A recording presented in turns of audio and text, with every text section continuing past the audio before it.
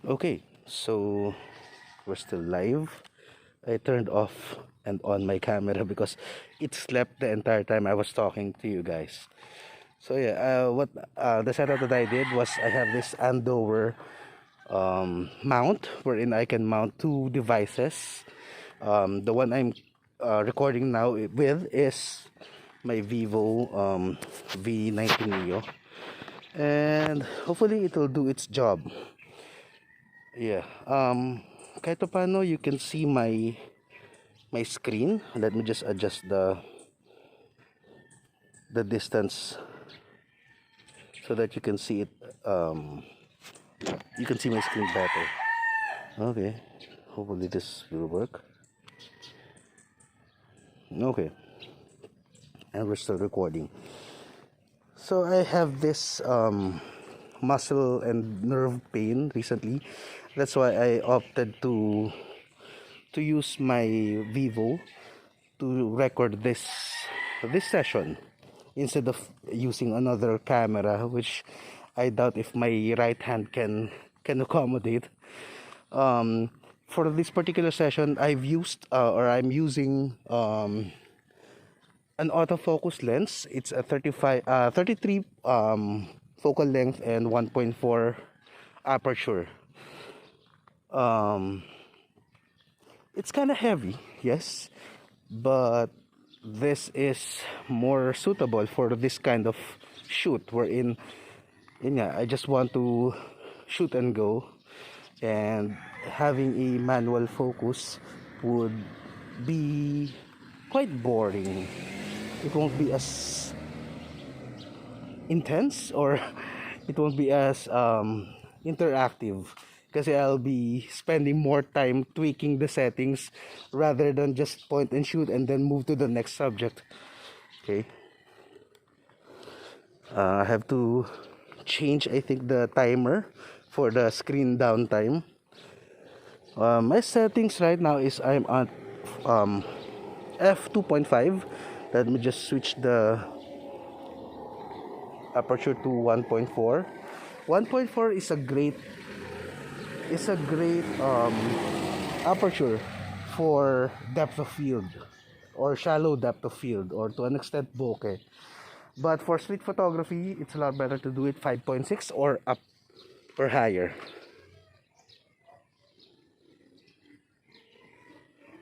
Let me just see if I'm focusing correctly. For the focus, I am using the focus points because it's a lot better. Although this is an automatic, or this is an autofocus lens, I find it still better to use manual focusing when it comes to choosing my subject.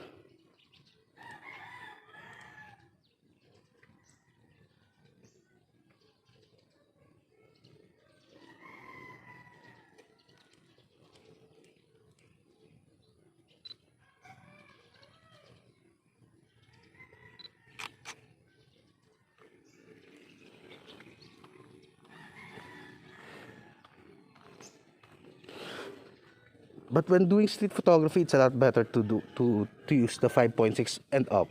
5.6, 8 or 11, it's a lot better. Let's try that. This is at 5.6, as you can see at the bottom. Hopefully you can see it there.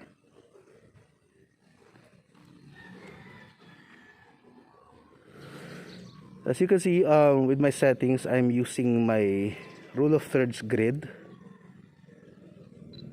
This makes balancing a lot better. Even if you don't plan to do symmetry or rule of thirds, this is a good assistive grid for you to balance your frame. Hindi siya tagilid, hindi siya, well, yeah, yun. Hindi siya tagilid, and the rest will follow. You can frame or you can crop better. You can have a tighter shot just because of this framing alone. Also, this is also helpful if you plan to use your photos for social media, kasi you know where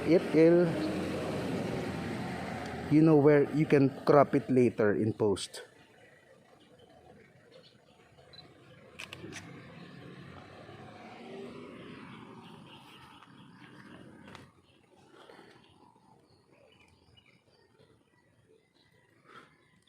Yun nga lang, disclaimer, I'm having difficulty focusing just because of my camera phone in front of my screen, or of my camera screen.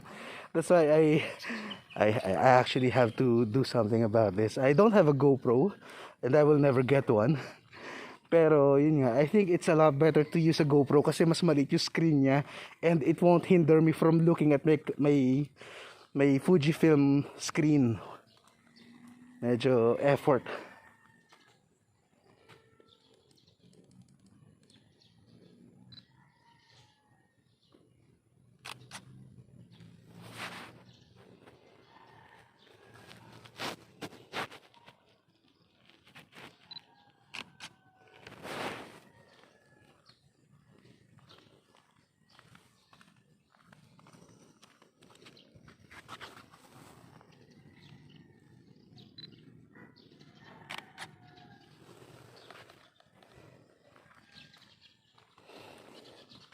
Okay, so far I'm just shooting whatever I find interesting. I really don't have any idea of what to shoot today because this is a run of the mill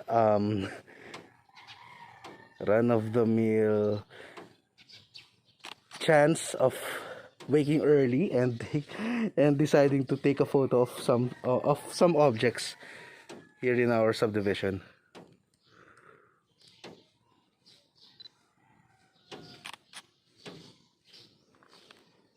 Let's check that. By the way, the reason why I love Fujifilm, especially this X-T100, is that because this is a very entry-level camera, yes, but it allows for some basic good features that Fujifilm has, most especially the film simulations. Film simulations are great. You can actually do film simulation bracketing wherein you can have 3 different simulations in one shot. Syempre, it will focus on the kind of simulations that we have. For X-T100, it only has a few. I think it only has 8. Better Fujifilm cameras have more than 8. It has Acros, Eterna. These are really popular film simulations. Other than film simulation bracketing, we also have focus bracketing, wherein in one take you can have multiple different focus points. You can focus on the logo of this car, or as in the branding, the Revo. You can focus on the rear light and probably the background at the far right. So yun yung purpose naman ng focus bracketing. I can't do that kasi I only have limited space on my memory card. Nonetheless, it's available for Fujifilm. I don't know with other brands, pero yun nga. This one, I've tried and actually I like it. Focus bracketing needs a tripod. You cannot do run and gun shooting with focus bracketing kasi you have to be steady to focus on multiple points. Unlike film simulations wherein you can just point and shoot like this. And then you have different simulations like black and white. I think this is Astra and this is Provia. Subtle difference lang with colors. Pero what I really like about it is the black and white. So you're not missing any shots. You don't do things in post production. Everything is from the camera alone. So whenever I shoot black and white, it's mainly film simulation and not edited using Photoshop, using Lightroom or Darkroom or even Snapseed.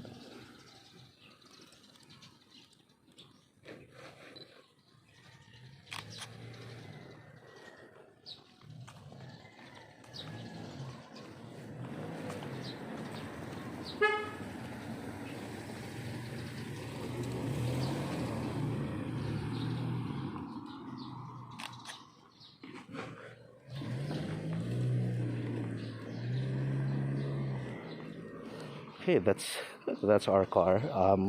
It's my mom and dad heading towards or heading to church.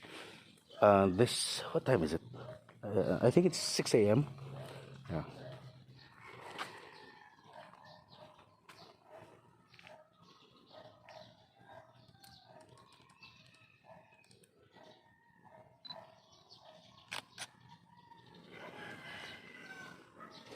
And I'm heading back.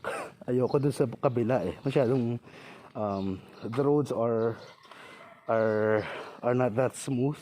Hence, it's difficult to walk there. Plus, it's a bit muddy due to the rain last night. By the way, I don't use strap. Straps hurt my neck. That's why I have this wrist straps instead of a neck strap. Although you can use your neck strap to use something like this, but it's longer, and with a longer strap, there's a tendency to there's a tendency to have it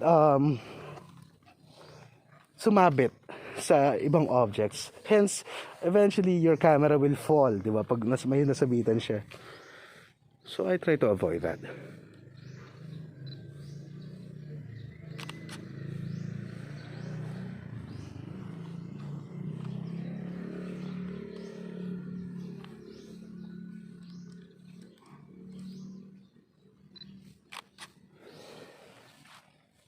With our photography, we are mainly focusing on three things: the elements of photography, the elements of composition, and the 8 effects. We are not, or at least for this particular course, we are not gearing toward what camera is the best, what sensor is the best, or how many megapixel is the right pixel count for you. Instead, dun tayo sa foundation of photography, which is the composition, which is the elements found inside our frame. Kasi that's basically what photography is all about. It's not about the megapixel count, nor the lens, the focal length of your lens.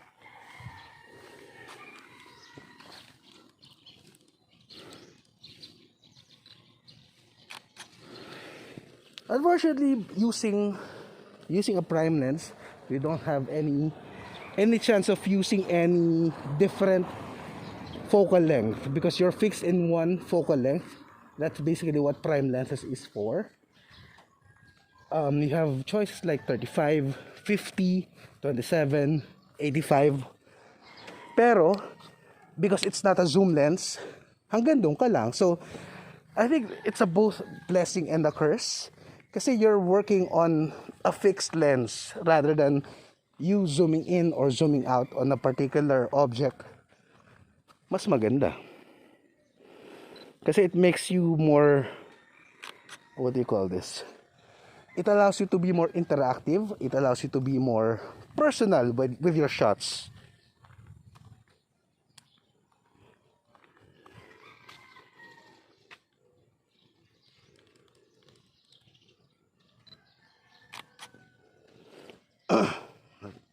Where should we go? Sige, balik tayo.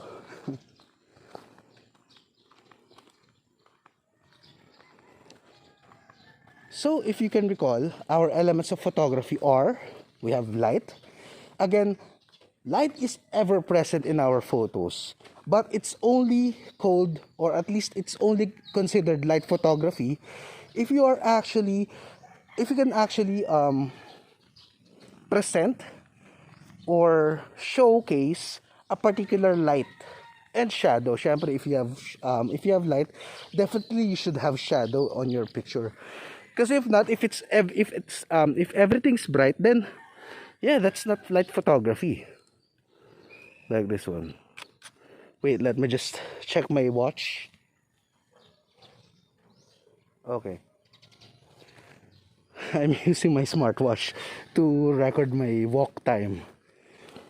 Because syempre, pandemic, I have no means of exercising other than the times that I am with my wife. Doon lang kami nag-exercise. So, morning walk, dance workout, HIIT, Yun lang. Pero now, because I'm outdoors, talking in front of the camera, taking pictures, so why not do the extra mile and record your session walking, di ba? Okay, mabalik tayo. With light photography, dapat ma-emphasize dun yung light.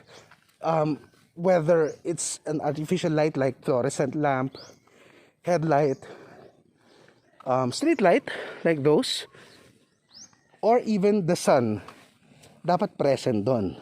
Okay? Kasi if not, then it's not light photography.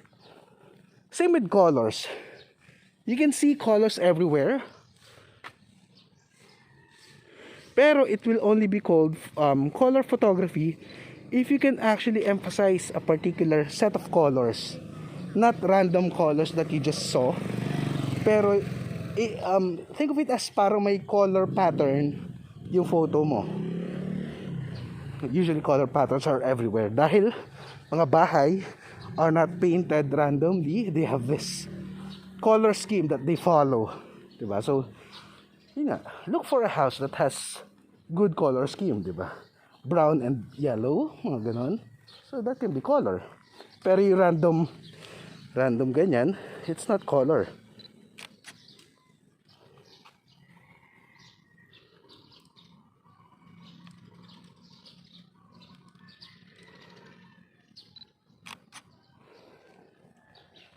So again, dapat when you pick color as your element, you should have a specific gradient of color or color palette present in your photo. Hindi pwedeng random lang.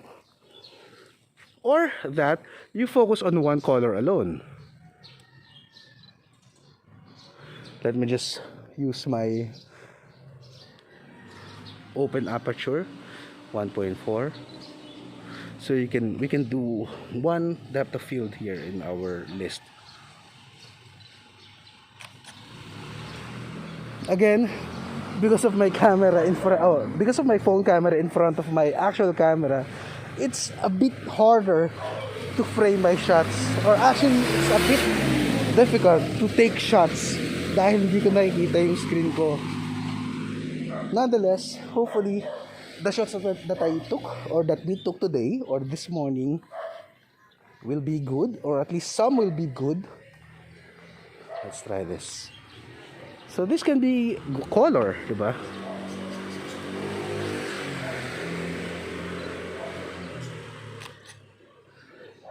Because syempre the background or the depth of field background is all green, tapos siya lang yung pink something. So yeah, it should be considered of color photography.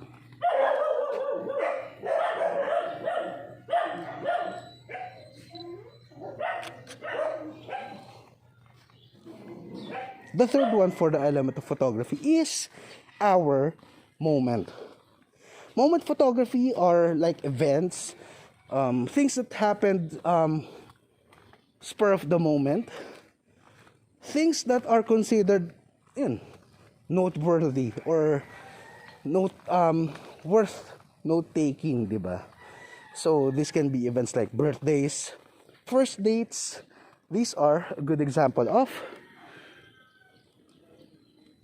moment shots. My previous example of a moment shot is where I took a photo of our car when it passed by me. Let me just look for it.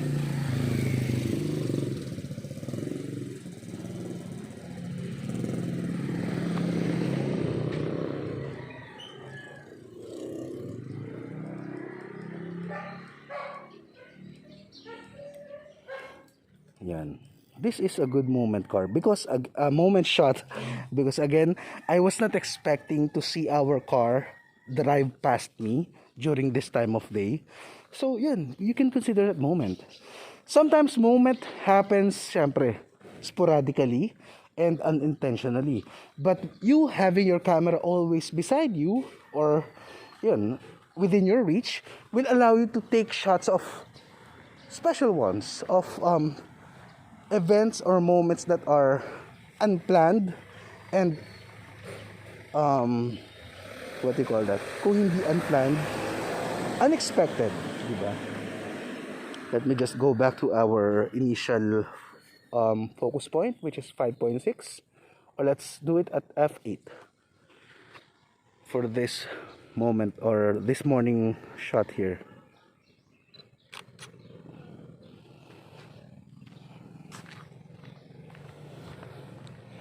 If you're, have you noticed, bakit hindi ka nagtitake the multiple shots, sir? Because the film simulation already does that for me. Yun nga lang, syempre, if one is out of focus, everything, or all three versions are out of focus already.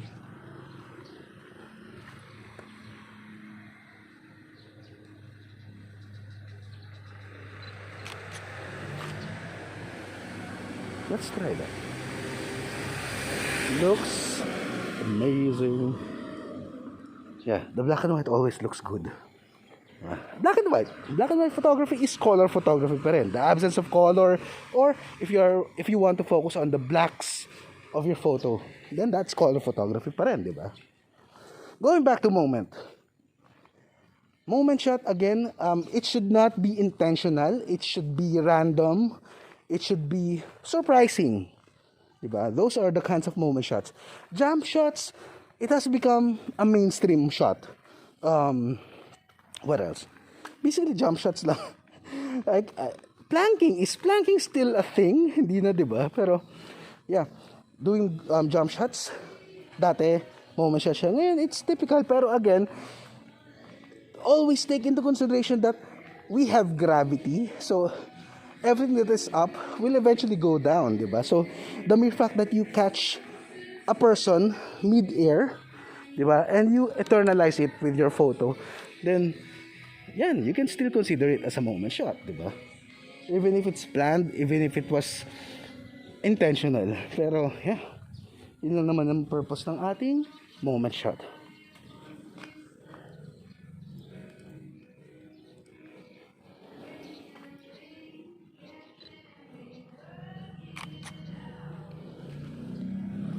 Next time, I'll try to use a tripod with me. Yun nga lang, I won't be able to walk longer or farther with it. Pero yeah, it will obviously stabilize all my shots. Pero I will have fewer shots nga lang.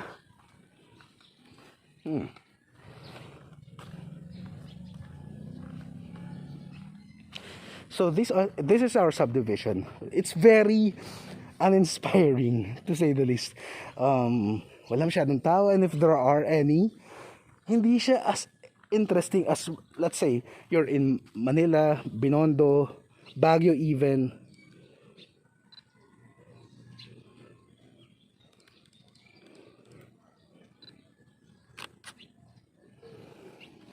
Kaya you have to make the most out of it.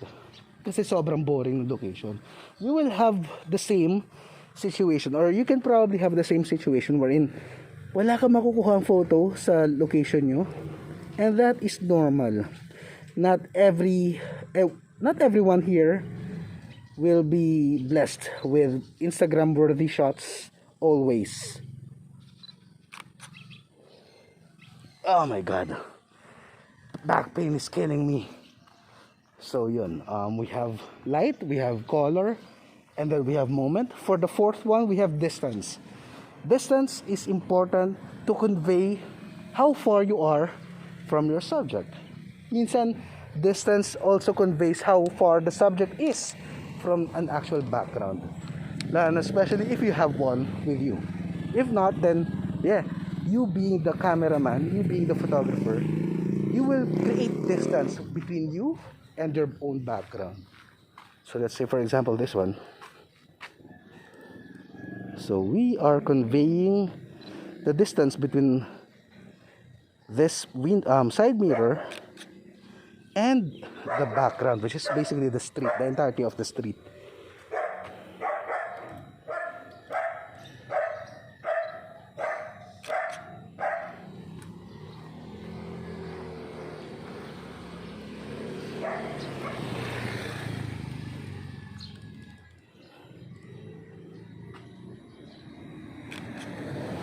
What is nice about distance is that minsan hindi nyo naman kailangan masyadong malayo with your subject.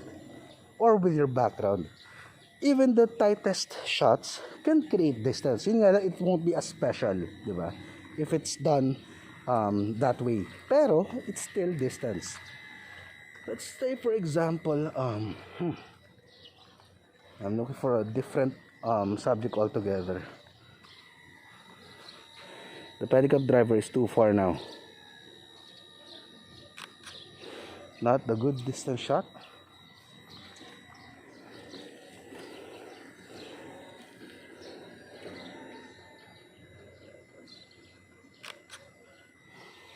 Same.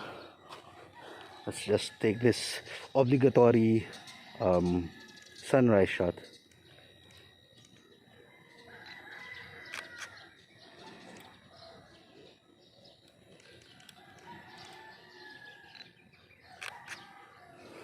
Okay. Where were we? Distance. Yun nga. You should separate your camera from your background, or you should separate your subject from your background. Okay.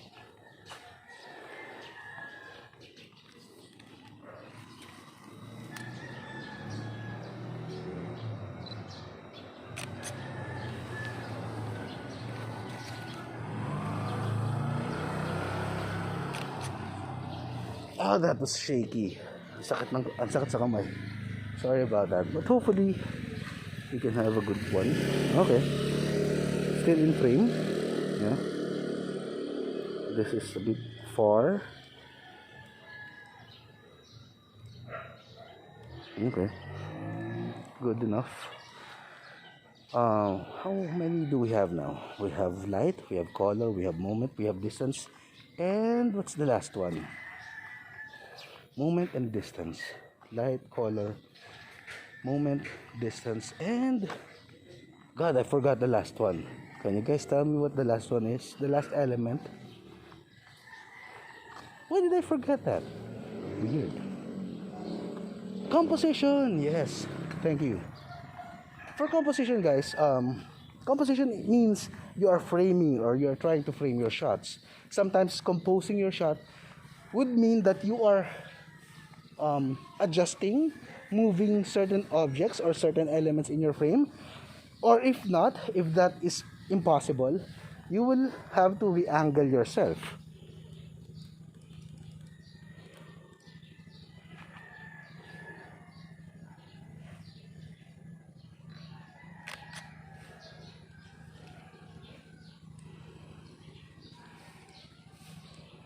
Okay, it's too dark.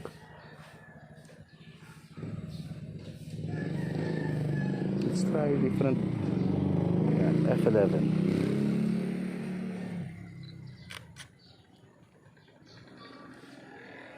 It's still dark as F. Okay, but it's a lot better than the first one. Okay, for composition, either you frame your shot, you create your shot, or you angle yourself in such a way that it will be more enticing or more attractive for your viewers or your audience. Okay. Hopefully my mouth will not fail me.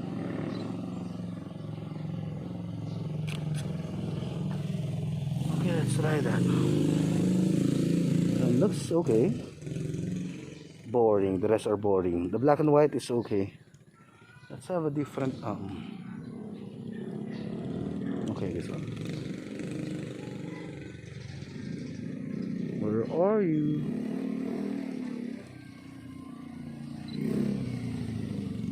Oh, sorry.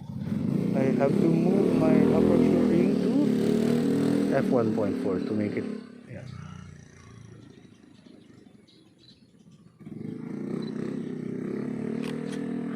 I hate it when there's a slight wind. Gumagalaw na masyado yung shot or yung leaf. Nonetheless, I think it looks okay naman. Yeah. Yeah. Okay. So yun, again, composition. You have to compose your frame or compose your subject altogether. If you're working on objects, syempre, you can easily adjust it. But if not, then you have to work around the different angle that is more suitable for the kind of shot that you would want. For example, this motorcycle is not mine, obviously, but angling it like this will create some difference sa frame nyo, diba? And that's composition already. Again, you don't have to move your objects around for you to create a composition. Minsan, you just have to find a different angle, find a different shot altogether.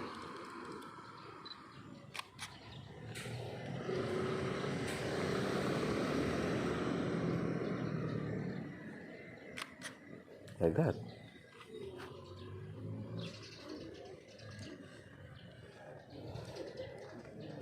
So this can either be a composition shot or a moment shot.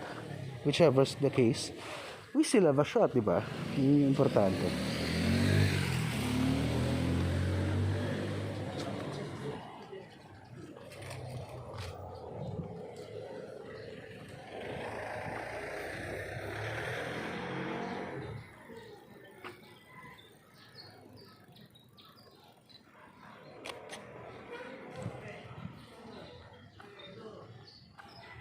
Okay, so now that we have the 5 elements of composition, again we have light, we have color, we have moment, distance, and lastly composition. So those are the 5 elements of photography, and hopefully you can integrate that with your shots. Again, it's not about the camera quality, it's not about the big megapixel count on your lens or on your camera. It's rather about these little things that we have to consider. These are the elements. The second one is our element of composition. Yung pala yung reason why it's quite late or why I forgot about it. Element of composition creates what composition you would want, or at least dictates what kind of composition you would want on your photo.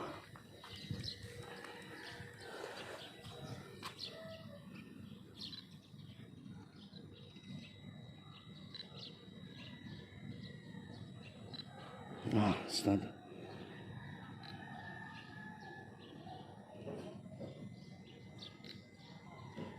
Should I come closer?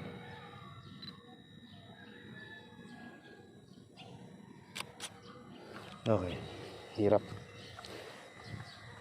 Again, I'm having difficulty gripping or using my right hand to grip or to hold my camera. But hopefully, I'm still doing an okay job framing my shots or taking my shots. Kasi ang sakit. Okay, let me just...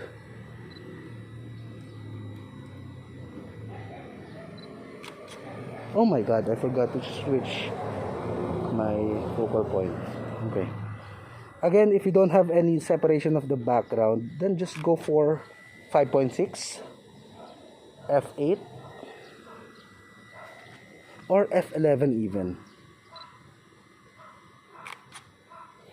F11, everything is sharp, so it doesn't matter if you forgot to focus your shot, whether you're using autofocus or manual focus, hindi importante yun. So yeah, I think that's an advantage for a smaller aperture, diba? Okay, going back to element of composition, the first ever element of composition that we have to take note of is pattern. Let's take a look of pattern here.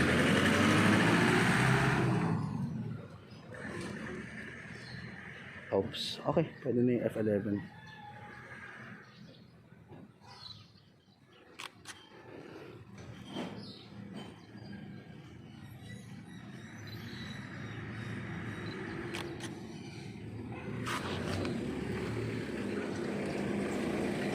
Pattern is a repetition or ano bang magandang term? Oops, wait lang. Obligatory sunrise. Sorry. Sunrise shot.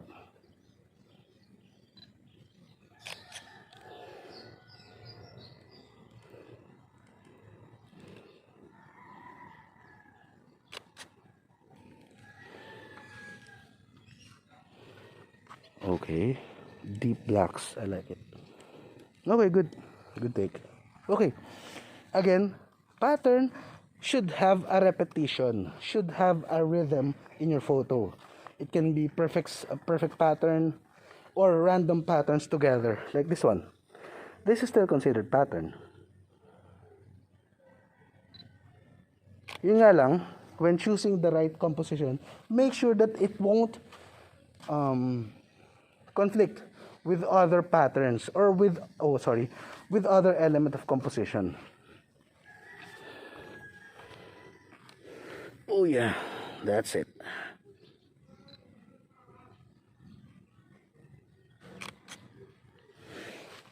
Sakit.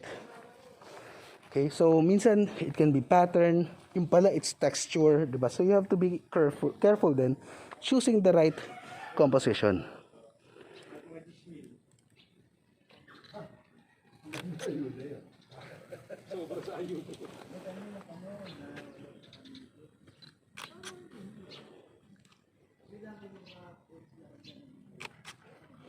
Okay. So again, try not to mistake one composition from the other. If it's pattern ba talaga? Is it symmetry or is it line? So you have to be careful. Next, after pattern, we have symmetry. Symmetry is having almost the same or exactly the same elements from your left to your right, or from your ups or your horizontal to your vertical. Oh yeah. So this is really the time wherein you have to have an assistive grid on your frame or on your screen. If not for that, you won't be able to shoot a perfect symmetry. Okay.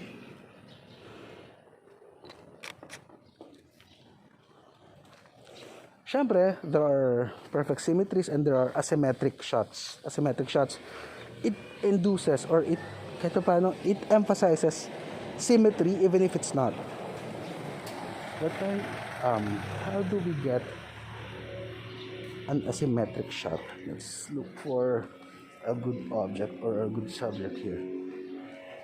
Asymmetric shot. Okay.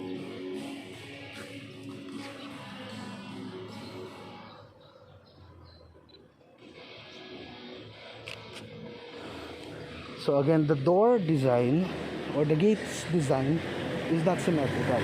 However, as an entire gate or at least pedestrian gate, it and depending on the kind of shot that you do, you can create symmetry within it. Kahit hindi siya sobrang perfect, hindi siya sobrang sakto, sobrang pareho. Diba?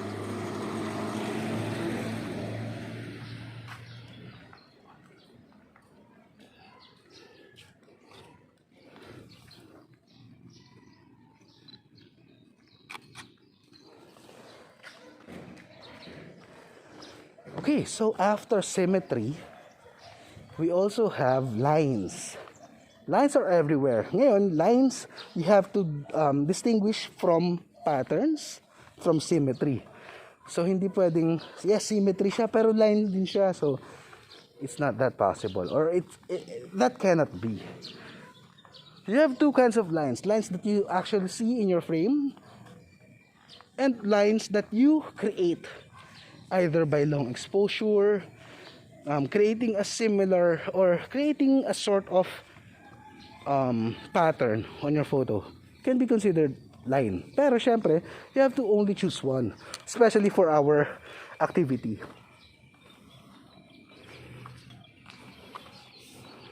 Morning nga.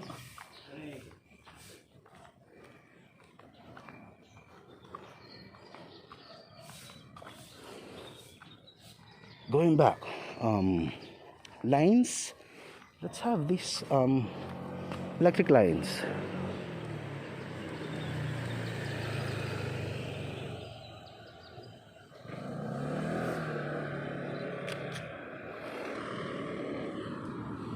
Okay, there are lines, and it's again control, which we will be talking about later on. Mamaya pa tayo magpo-control. For now, lines. Okay, what else do we have? Lines. Okay, there. Let's look for a better angle. Okay, this one looks better. Oops, mali. Okay. Yeah, literal lines. We also have leading lines, wherein lines will direct our or the eyes of our audience to a particular subject. The lines that you have on your frame is not your subject, but rather the lines will lead our eyes to what we really want or to what we have as our subject talaga. Okay? So again, we have pattern, we have symmetry, and then we have lines.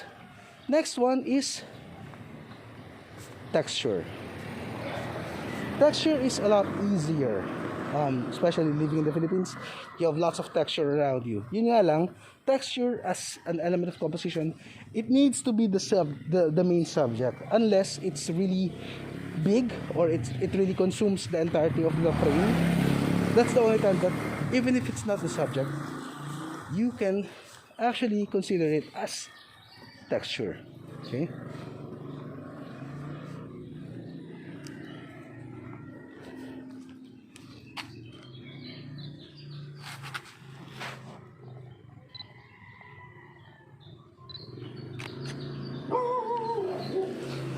That's not a good shot. Yep, it sucks. Morning. Lumot shot is always nice. Unfortunately, there are lots of dogs here.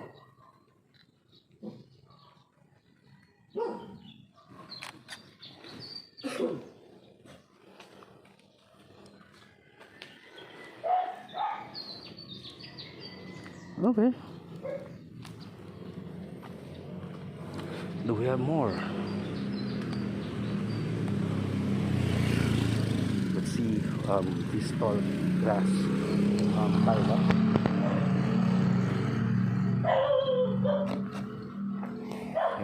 Okay. Ang daming epal na aso talaga sa mundo. Okay.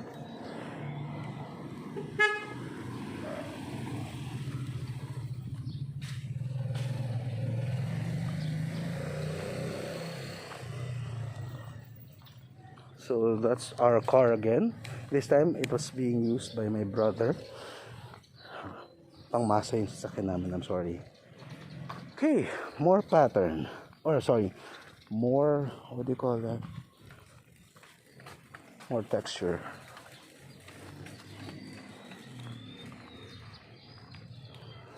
Let's see.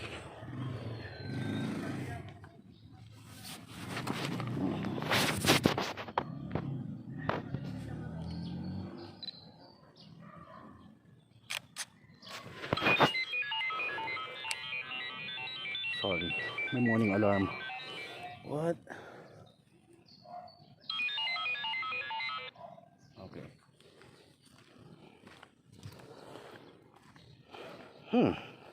Do we have more for texture? Okay. Let's have one last example for texture.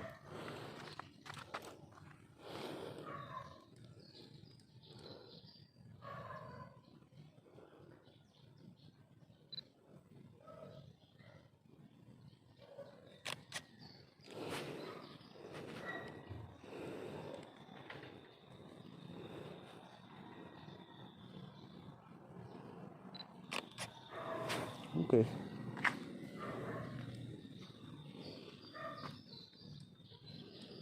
Okay, good. So yun. Last one is depth of field. Depth of field is our separation between your background to your subject, or your subject to your background, whichever is the case. Okay.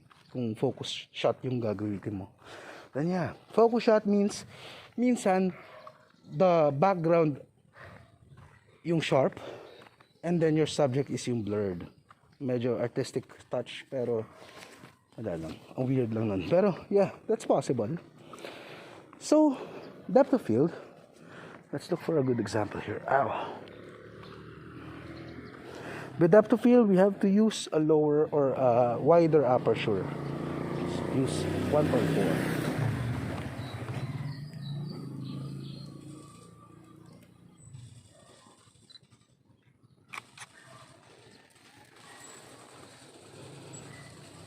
Okay.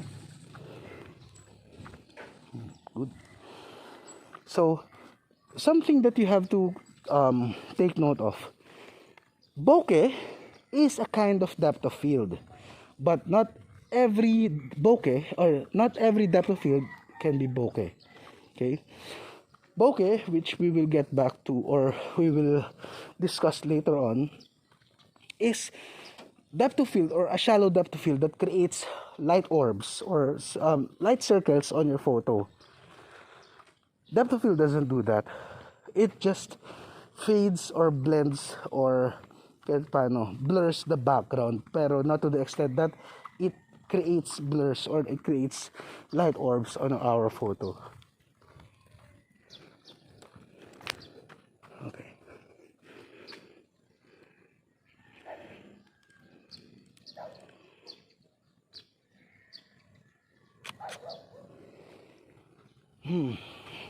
Let's look for a different subject that we can do depth of field. So again, magkaiba or hindi exactly the same si depth of field and si bokeh. So you have to take into consideration that difference.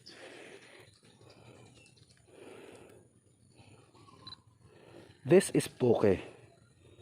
Sobrang blurred na niya that it creates light orbs on our photo. To do depth of field lang, let's use 2.8.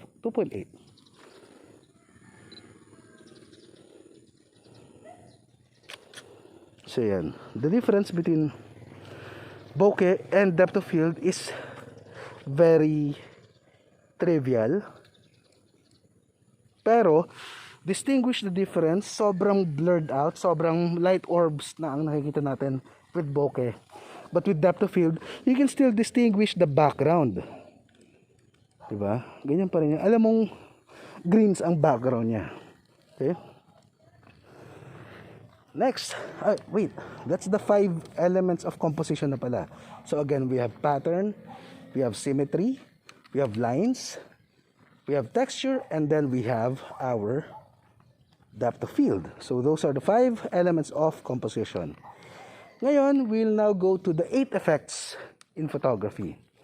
8 effects in photography are the little things that make our photos look more alive, look more dynamic, look more special, diba? The first one is our we'll be making use of our assistive grid. We have rule of thirds, as you can see from this frame or on our frame. Let's look for a lighter background so you can see the grids. Oh yan. Yung 2 lines horizontal and 2 lines vertical, that's the assistive grid. Anything that will touch the intersecting lines is our location for rule of thirds. Okay? Now, all we have to do is look for a subject. Okay, let's have this bottle and focus it there.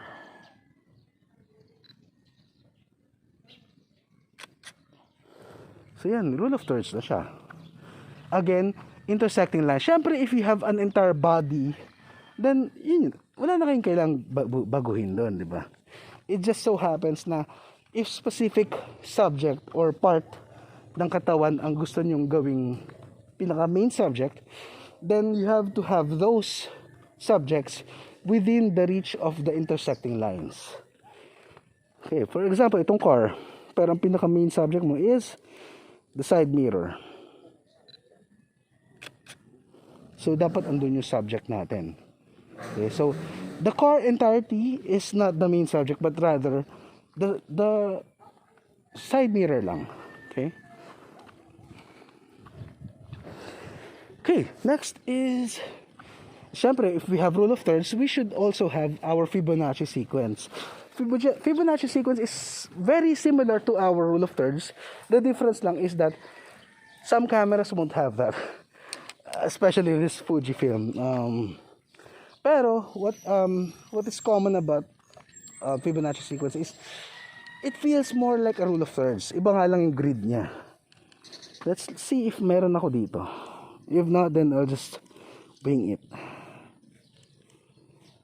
I don't have that on my camera. With phones ay madalas meron, pero with this camera wala eh, sadly.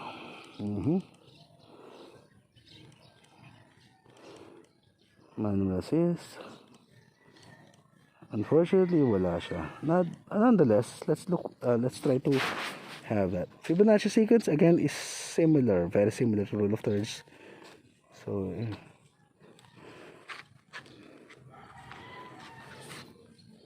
oh sorry, natatakpan na pala ako.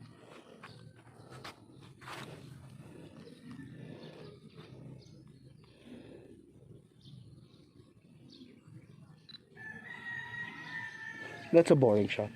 Huwag na yun. Okay, this one. The end of our Fibonacci is this umbrella.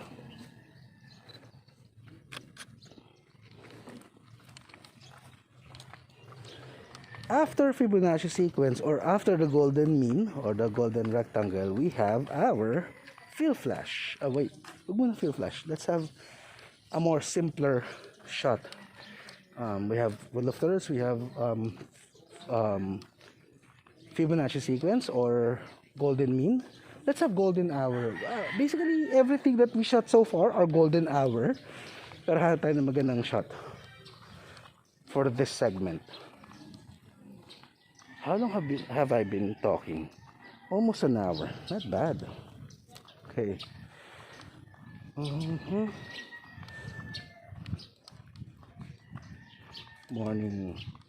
Morning. We have golden hour. Again, by the way, in the Philippines we have two. We have the golden hour and we have the magic hour.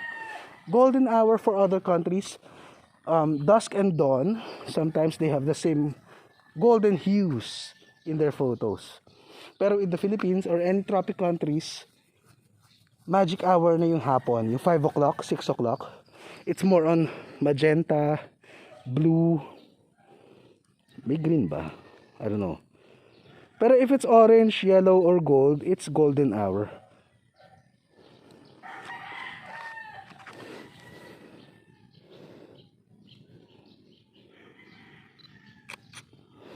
And I would like to showcase the sunlight pa rin eh. Ayan, so golden hour. We should have a more definitive subject here. Okay, so 3. Very boring, pero yeah, that's golden hour for you. We have more.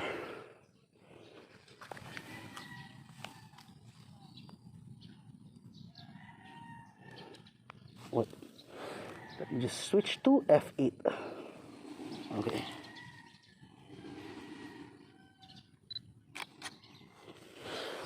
Yeah, that's golden hour. Okay, again, when you see a very golden ray of light, or at least reflection of light on surfaces, that's golden hour. Pag maliwanag, hindi siya golden hour lang. You have to make sure that it's obvious that it's from the sun or very early in the morning siya.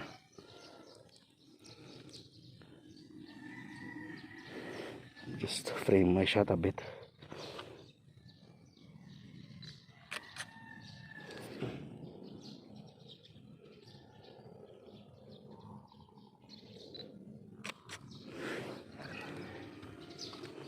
Okay, do we have more?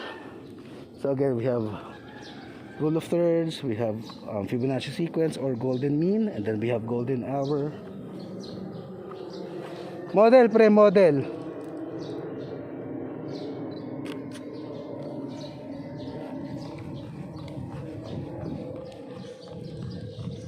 This is the random thing that I'm saying.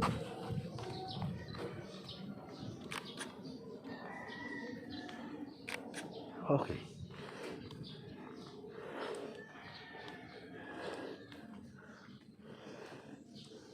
Okay. This is a lot better. Okay. So we have golden hour. Field flash is where, well, field flash is basically contre-jour, and then you have a light bouncing in front of the subject, which we cannot do because this is sobrang liwanag pa niya. We'll try to shoot at home or inside the house later. But so far, these are the different elements of photography, elements of composition, and some of the 8 effects. Sadly, we cannot do all 8 because again, I'm using a handheld camera. We need a tripod to do long exposure. We also have to have nighttime or hard lights to do field flash and contre-jour. Pero so far, hopefully you've enjoyed and tagging along with my morning walk. Sana naman. Okay? So hopefully you can blend in the different elements of photography, the different elements of composition, and the different effects in your shot, because that's the name of the game for our performance tasks and as well for our midterm exam. Okay, so hopefully you've enjoyed, or hopefully this has become a more relaxed take on our lecture, kasi nga so far, due to the asynchronous sessions that we have recently, I don't know if you've learned anything at all, pero hopefully this time around you did. Okay, so this is my stop. I'll try to see you all guys whenever I can, hopefully another asynchronous session, but if not, then I'll just upload this video. Hopefully you'll watch till the end, and I'll see you all guys next time. Thank you. Have a great day, everyone. Bye.